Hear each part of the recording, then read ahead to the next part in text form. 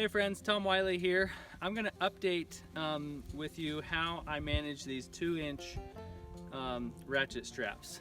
It's different from what I showed in my video where I do the thing that the Swedish homestead Simeon was doing, where you wrap it into a roll.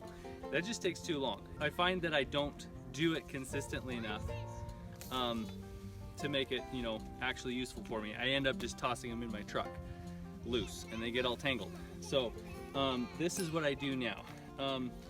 First step is just get the assembly loose so that you can loosely, freely move the strap through the body of the ratchet, and then get it to the halfway point. An easy way to do that is just toss both ends away from you, lay them on the ground, toss them away, and then walk so that you're dragging them straight, and then just pull one side of the strap or the other until both ends of the strap are even. Now I know that I'm here, that this point is the middle of the strap, or really close to it. So now I'm just gonna daisy chain it, just like I do the small 1-inch straps, like you can see in that video. So I'm gonna start it, I'm gonna go around, make a loop, and then go through that loop with a bite. And then there's the start of my daisy chain. And then I'm gonna just daisy chain it from there. Being careful not to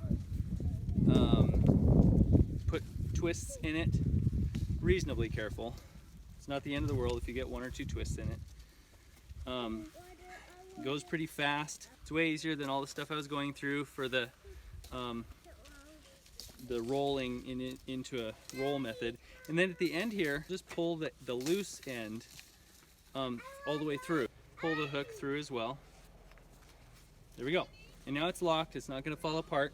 This is a very manageable bundle that I can throw in the truck, and it's not gonna tangle with other stuff very easily. And if it does, it's easy to get untangled. To release it, it's the same deal. Just pull the ends loose, and then loose, now it's undone and I can use it. So hope you enjoyed this.